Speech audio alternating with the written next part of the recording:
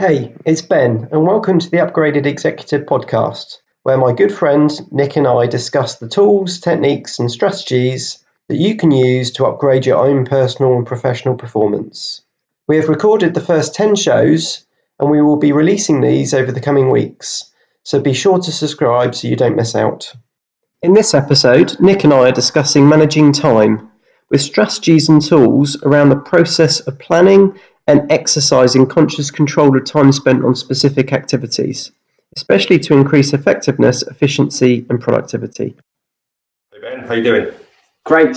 How are you? Yeah, very good. Thank you, sir. Very good.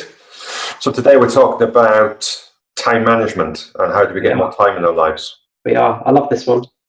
Yeah, this is the topic that first got me into self-development. Where I was trying to be as efficient with my time as possible. And then that then led on to everything else from energy and sleep and stress, etc. But yeah, this is quite close to my heart because it's where I started on my journey. Well, can you expand on that? That sounds really interesting. So I think I was working in a corporate career. So for being a performance coach, I spent 20 years helping organizations run business transformation programs. And it was a fairly demanding job, lots going on, lots of meetings, lots of tasks, lots of emails. I was looking for ways of just becoming more efficient. So I started listening to podcasts. There's one in particular that's excellent called Asian Efficiency. Okay. And I then just started getting into how do I myself become as productive as possible so I can do more with my time. And I think for me, one of the, I think a lot of the viewers and listeners will have probably listened to the first few episodes and gone, right, so now you're expecting me to have a morning routine in place, meditate, and I'm going to do some exercise, and I'm going to spend some more time with my family, I'm going to have, I have more downtime. Like, how do I fit this in?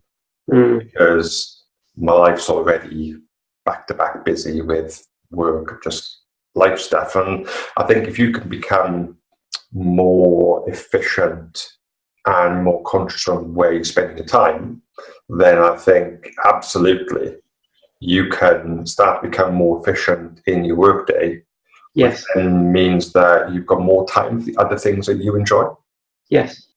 So what is some of your favorite ways of being really efficient with your time and maximizing the amount of time that you spend on work every day, Ben? Sure. So I read The 4-Hour Work Week years ago and found it very profound. And I also read the E-Myth Demystified 7-8 years ago.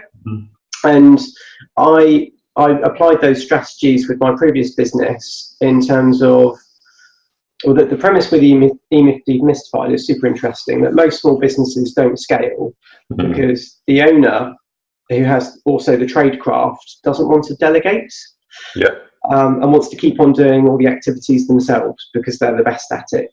So the business doesn't scale. So that's the first half of the book. The second half of the book is talking around designing a turnkey business that's based on systems, processes, and strategies. And the book talks around a great example, whether or not you're into their food, but McDonald's. So you can go anywhere around the world and the burger tastes the same. Yeah. Produced in roughly the same time. So I thought that those two books were really interesting in terms of what can I outsource, what can I automate, what can I systemize. So I looked at all the different duties and activities I was doing as a joint owner of a business and delegated, outsourced, systemized, automated everything.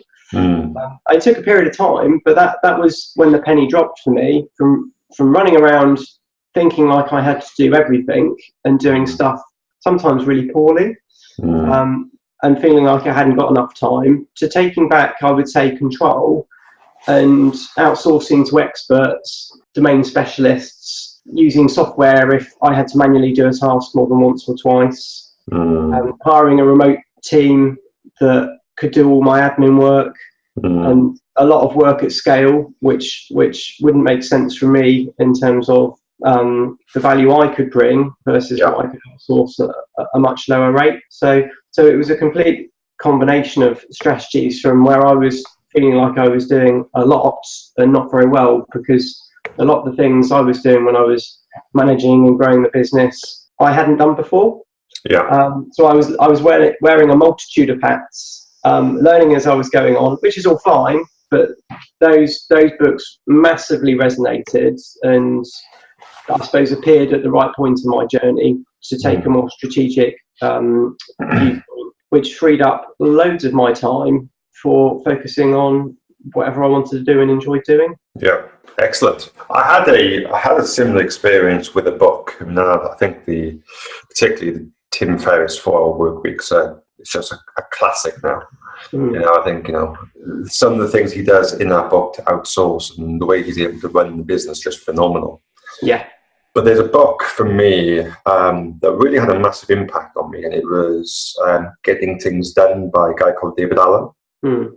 And so I used to walk around every day with everything in my head. From I have to pick up that dry cleaning to I need to make sure I send somebody an email from a work point of view, or I've got this presentation to actually do, or I've got this bill to pay. What Getting Things Done really did for me is it made me go through every loose end that is in my life and get it down in one place. And then from that one place, then everything from like a work, future project point of view, your current workload, stuff going on with your health and your finances, just literally everything that you can think of. And then you're in a position where you can start to look at a very long list of things and start to say, which of these things is the priority? Which of these things really requires my attention? And which of these things, to your point, can I outsource or automate or just even get rid of because they're not that important? I think when I did that, I found that I slept better. I found that my stress levels went down because there wasn't circulating around my head. I felt as though I had more energy to give to the things that were truly important for the first time. Yes. Yeah, I think that's so important.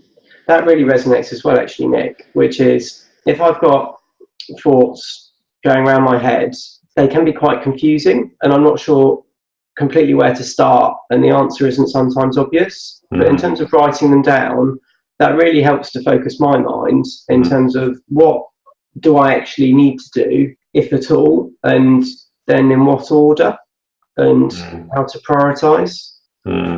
So as well as getting out of one's head, which isn't particularly good to keep on thinking about stuff, that's really helpful in terms of writing it down and then sensibly ordering it and working out, okay, I do want to do that. That is necessary or essential. Do you know what? After writing that down and thinking about it some more, that's not important. I can leave that one.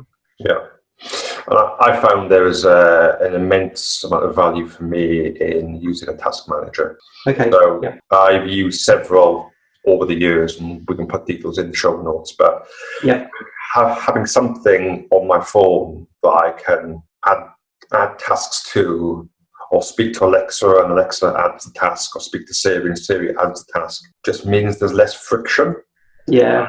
And then I go through a regular process of, okay, so what are the things I absolutely must do this morning, this afternoon?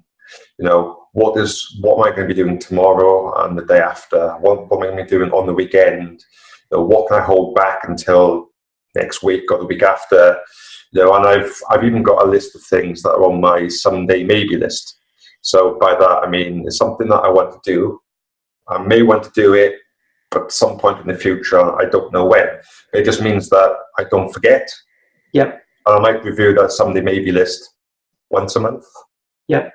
But I'm always conscious of making sure that any loose ends are captured and then they're prioritized and then they're scheduled to be done at some point within the next month. I like 30, 60, 90-day sprints and not looking. I've got some longer term longer term goals, but typically I work within a 3-month window. So what am I doing this month, the following, and the following, and what do I want the next 3 months to look like? There's a really good resource, a really good book. The author escapes me. We'll pop it in the show notes once again. It's called The 12-Week Year, and it's exactly what you're referring to there. It's basically get more done in 12 weeks than people normally do in 12 months. Right. And it's a really good strategy to start shifting the needle on certain things. Yes. Particularly if there are habits that you're looking to introduce. Yeah. It's really, really effective. And I think, though, when you have a 3-month horizon, you can then go into a planning cycle that says, okay, this is what I want to do in the quarter. Every month, you can set yourself things that you want to do in that month that leads towards that 3-month goal. Then you can start to break it down by week and then by day. And if you get into a routine of, you're doing your quarterly planning, you're doing your monthly planning and review, you're doing your weekly planning and review, and you do a daily planning and review, you've always got in the front of your mind what is truly important that's going to take you towards that 3-month goal. Have you come across Dan Sullivan and the Strategic Coach? Yes. Yeah, I have.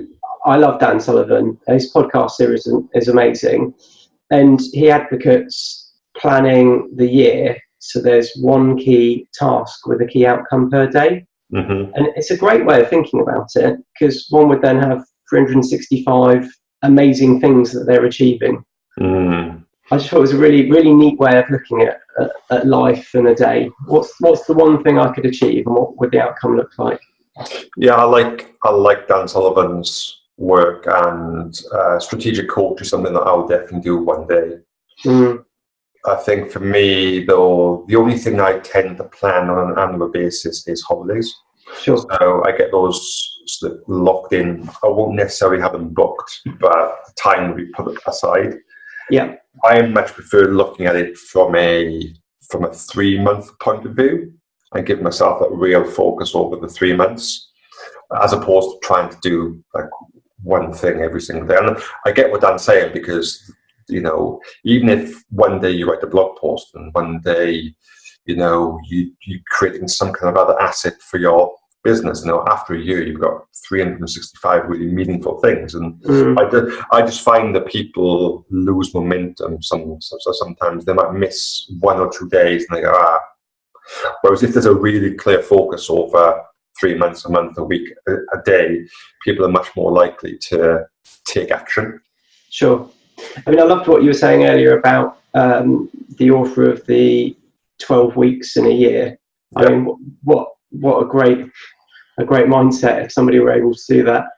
I think Tim Ferriss talks around that as well, interestingly, which is what would one do if one had 4 hours a day to do what they needed to do, and what would one do if they had an hour a day or an hour a week, and having that mindset of what would I need to have in place to make my life a reality and to function. Which builds on, I think, to Pareto's law, so the 80-20 rule. So in a company, 80% of sales will probably come from 20% of the client base. So just in terms of where do I get my biggest bang for buck in terms of what I'm doing. And we've mentioned in one of the previous podcasts around Parkinson's law. So if somebody allocates the time for an activity, that activity will probably take that time, both positively and negatively. So if I allocate an hour to do something, I'll probably get it done within the hour. If I allocate 3 hours, it will probably take me 3 hours. So those two rules have been really powerful as a mindset with what I've been doing probably for the last 10 years. I think for me, going back to, I think we mentioned this in the previous episode, if you look at the work by Brian Tracy around Eat Your Frog, he focuses on doing the most important task first thing in the morning. Before you get involved with email and meetings. So, and I think this builds on what you were saying about the Dan Sullivan principle of, you do one significant thing every day, is that if you define your most important task of the day and get that done, you get this really great feeling, because lots of people will procrastinate over the most important things Yeah. Delay them to the end of the day. They don't get done. They go over to the next day, and they feel as though they're never taking action on the most important things. Yes. You put the time aside to focus on your most important task, 1, 2, 3 tasks. You feel incredible because you feel a real sense of achievement. Yes.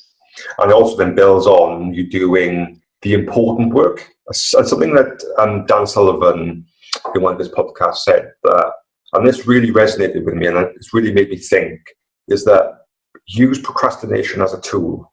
So when you're procrastinating over something, use that as a signal to yourself to say, right, okay, if I'm procrastinating, it must mean that this thing is important. But there's some kind of inbuilt fear, worry. So it's actually giving you a really clear clue that that thing is really important. So you have to get it done. So I tend to use procrastination now as a tool to understand, okay, so why am I procrastinating over this? Why am I allowing myself to get distracted? Is it something that I need to outsource? Or is it something that there's some kind of inbuilt fear of failure or not doing the task a service? And I think when you get really curious, then you then start realizing, okay, I just don't like this stuff, therefore I'll outsource it, or actually it's something that really needs my attention, so it's going to have my attention. Sure. I think, again, I keep on referencing Tim Ferriss. I'm just a fan and just really like his writing. But he makes 2 points. What's the worst that can happen that might be holding somebody back? And what's the cost of inactivity? So what's the cost of not doing that thing? Yeah. He also, there's also 2 other sayings that he says. I won't get them exactly right word for word, but one is around like breaking the norm and doing something different from what everybody else is doing. Yes. And the other one is, if you had to do something within a short space of time, say you only had 30 minutes and somebody had a gun to your head, what would you do? Yes. And I think it starts making you look at problems in a very different way. Yes. One of the classic things that Tim Ferriss did that was different was he would, rather than doing sales calls during the working day, he would get into the office early and start doing sales calls really early in the morning, knowing that the executive's PA wasn't there yet.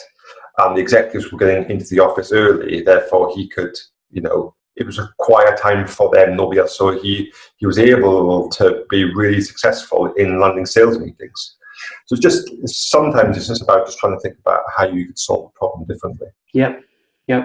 What about other things, Ben, that people can do that are sort of super practical, that are going to give them more time during their day? So we touched on in detail in the first key 3 videos around increasing sleep or quality of sleep, increasing mindfulness and reducing stress, and increasing energy. So for me, I would start the night before, again, in terms of the setup for the next day. So part of that is, as you mentioned, what's the 1 or 2 key tasks with no interruptions that I'm going to do the following morning? Yeah. I'm not going to stop.